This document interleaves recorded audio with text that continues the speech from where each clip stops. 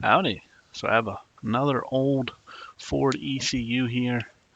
Customer actually sent me two of these, and I think they're both the same thing. I think mainly it's just bad capacitors. This one, all three of them are bad. I'm not sure if it has any other issues other than the bad. Oh, what? I take that back. There is another issue right there. I don't know if you can see it. It has a burnt trace there on, I'm not sure what pin that is. Let's see. It's going to be this one. So it's going to be, that's 41, 42, 43, 44, 45. So it's on 46.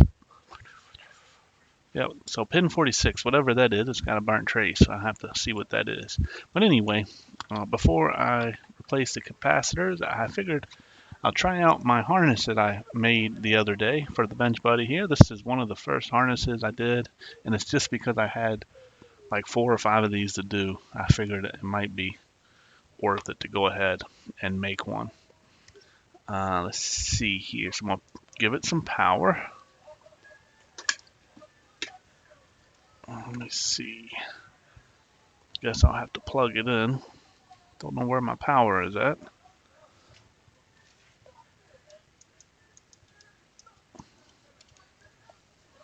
Alright, so there's my battery and the ignition.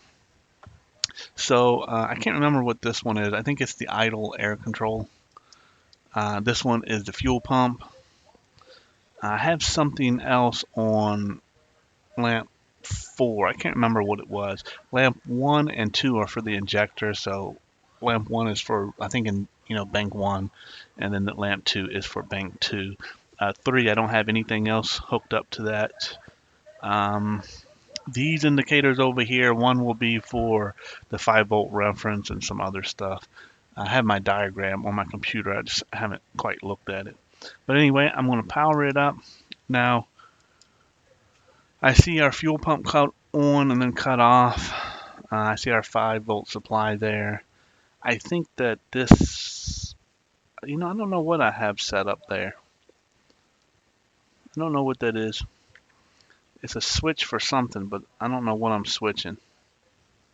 I just made the fuel pump come on, whatever I just switched on. Okay. So I'm going to have to look at my papers to see what this is. But this red LED right here shouldn't be on. I don't have a big enough pull down or pull up for it. So it's faintly lighting. It's like if I open my switch. So this is a low side switch. So this sends a ground signal to whatever that pin goes to. And you see it get brighter. That means it's actually on. So this is just, residual voltage. It's not actually supposed to be there. It's just because my pull up for my LED is too small. But I think that actually worked pretty good.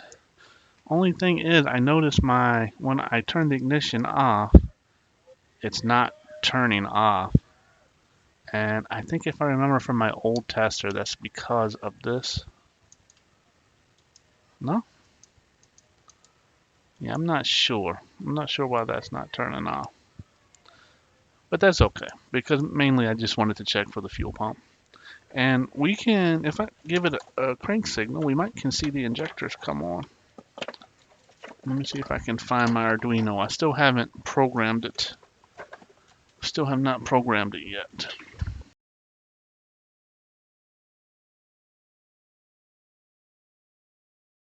Let's see here.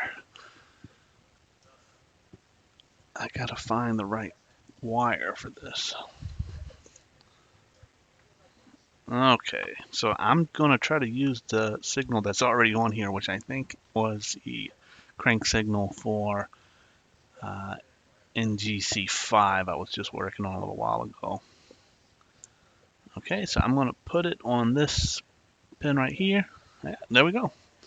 The injectors did indeed come on.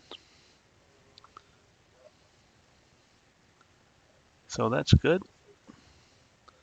So for the most part, this ECU is working. I don't remember what they said was the problem. Probably not much problem. It's probably just you know, from these bad capacitors here. So this one should be pretty easy to repair, and that bad trace there. You know what? Let's see what that trace is. Open up where you guys can see here. And this was a Ford Mustang. You know what? I have a better thing than the lemon manuals for this. Let me go to my own stuff. I used to hoard wiring diagrams myself, just downloading them from OEM and stuff like that, and pretty much wherever I could get them. And Lemon has definitely spoiled me to where I have not been downloading stuff as much as I usually do. Now I pretty much, if I don't have it already, I just go there. So let's see, where's pin 46? 48, oh here's 46. So it is a signal return. So actually, they probably didn't have hardly anything working properly, since they don't have this signal return. Man, that is a really small trace for a signal return, that burn up on there. I'm kind of surprised. I figured that would be pretty beefy. Ain't that something? 45 light green. What is 45, just in case? I don't know what that one is. That's probably the sensor signal for this pressure sensor here. Okay, I'm pretty sure it was 46 because that's kind of what I counted. But okay, well let's get back to work here. So I'm going to go ahead and fix this. I mean, it's probably pretty boring for you guys. I guess you're welcome to hang around if you'd like. But yeah, not much to replacing capacitors here. Just take them off and clean it up.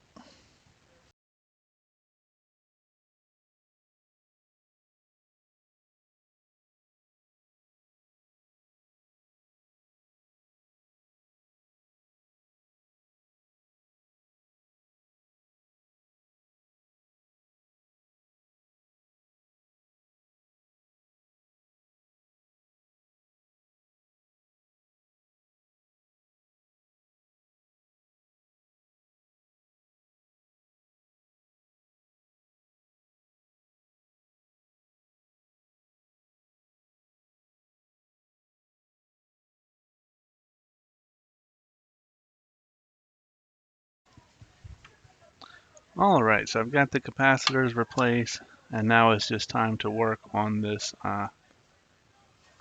this broken or burnout trace here. And I'm really surprised that this is a sensor return because, like I said, it's really small. Let me show you guys here. Okay, there it is. So if this is 41, 42, 43, 44, 45, 46, it is 46. I gotta assume that there's another trace on the other side because this is tiny for all those sensors. I guess maybe that's why it burned up. So where does this go? It comes to this.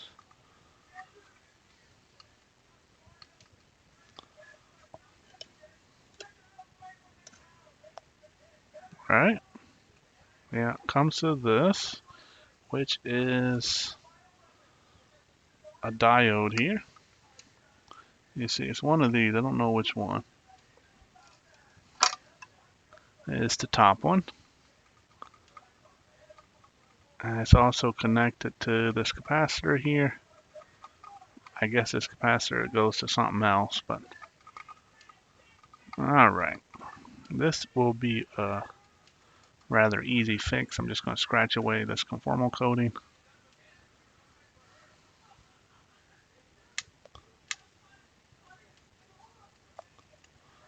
And I'm pretty sure I should have had a light on my tester for this that we didn't see. So it would have told me that it was broken.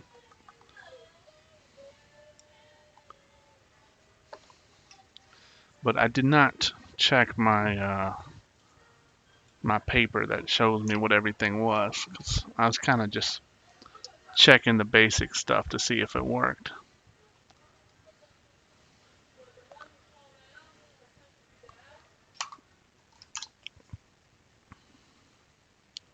Okay. I think I might actually cut it right here. Okay. And I can leave that. I don't mind leaving. Oh, no. It's all mangled now. Let me just take it. Sometimes I don't mind leaving it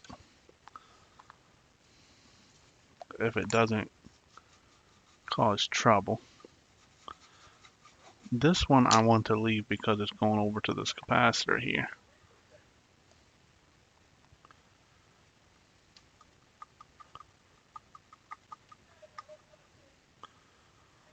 Okay. So I'm going to run, let's see if I have a wire maybe a little bit beefier.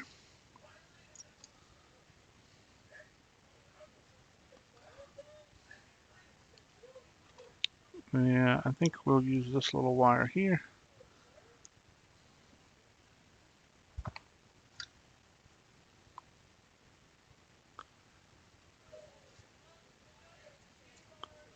Like that. I'm going to wrap it around.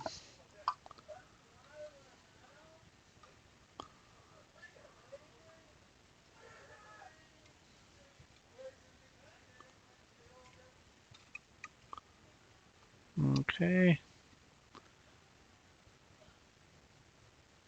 And I really don't need to make it touch right here, but I'm gonna, just because I can.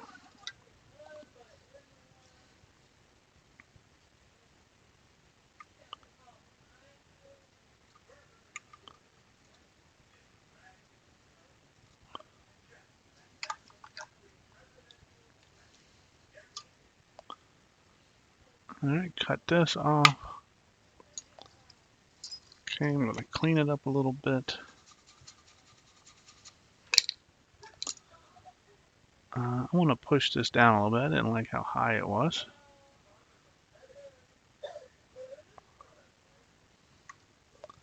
See, I'm too picky. You know, most people, they would have just left that like it was.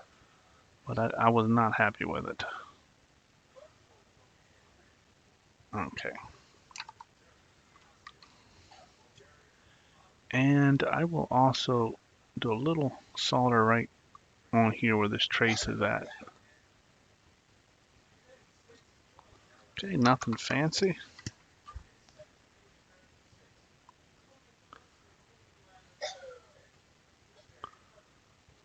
Okay.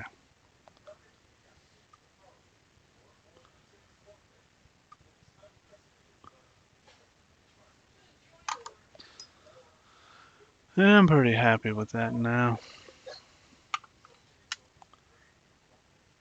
Okay. Just gonna wash it a little bit more, conformal coat it, and maybe we're gonna call that one done.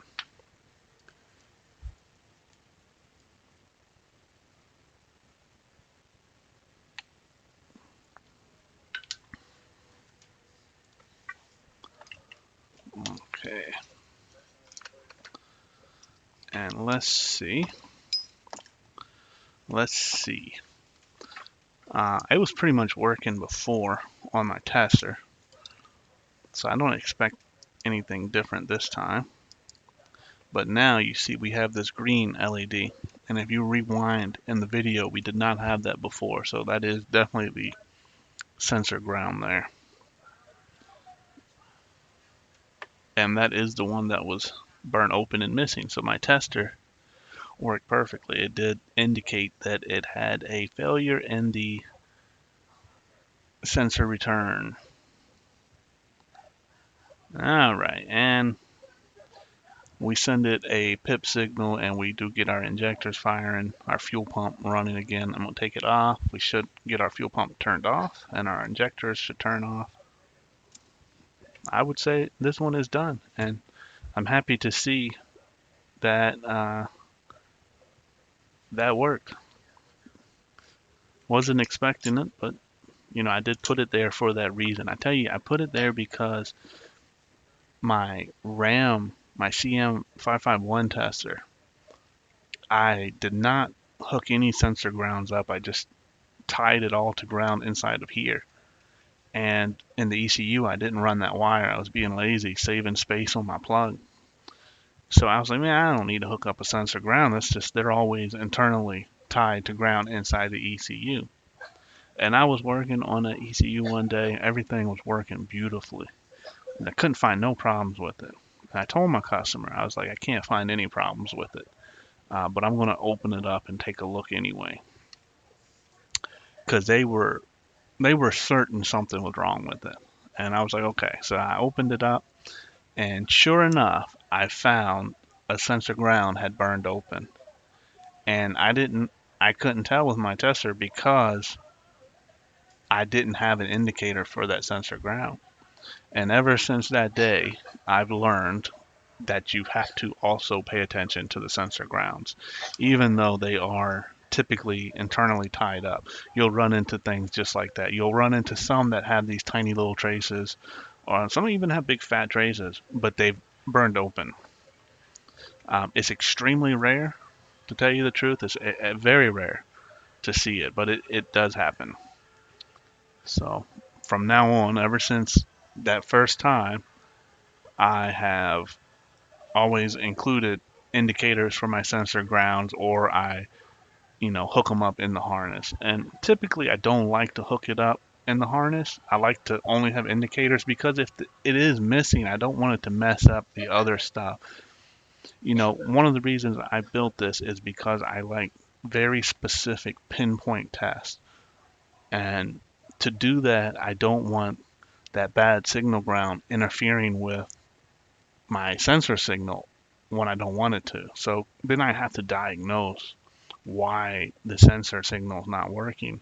Whereas this one, I know the sensor signal is working because I have it internally grounded here.